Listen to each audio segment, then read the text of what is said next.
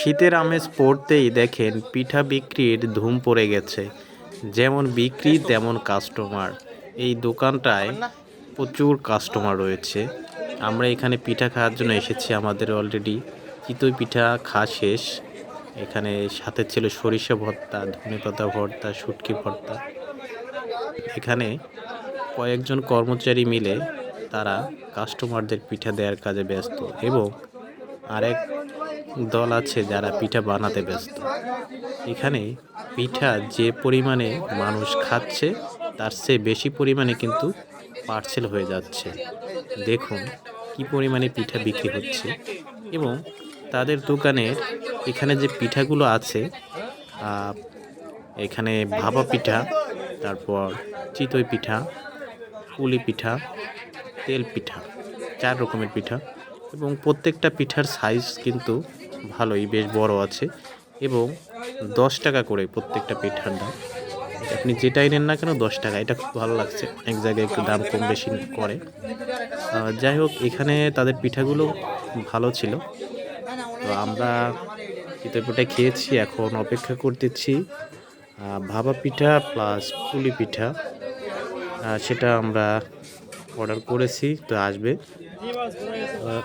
এইটা আমরা যেখানে বসে আছি এর পাশে কিন্তু আরও একটা এরকম একটা বসার জায়গা আছে, সেখানে বসেও কিন্তু মানুষ পিঠে খাচ্ছে। মানে এখানে তো বসা আছে, আর তার দোকানের সামনের অবস্থা তো দেখতে পাচ্ছেন। সামনে প্রচুর মানুষ রয়েছে, তারাও কিন্তু পিঠা নেওয়ার জন্য বা খাওয়ার জন্য দাঁড়িয়ে আছে।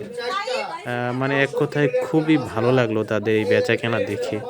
আমার মনে হয় তারা এই শীতের 3-4 মাস এভাবে যদি বিক্রি করে তাহলে ভালো একটা ব্যবসা এখান থেকে তারা করতে পারবে।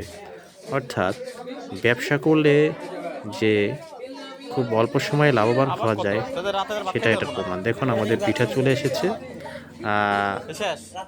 2 জনকে দিয়েছে, আমরা এখানে 3 জন এসেছি, এখনো আমারটা আসেনি।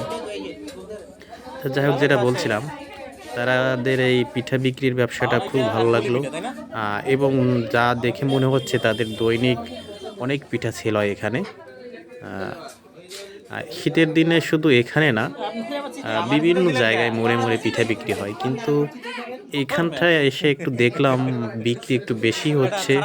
প্রচুর মানুষ, অনেক কাস্টমার, অনেক বিক্রি হচ্ছে। তারা দিয়ে পারতেছে না, এরকম একটা অবস্থা।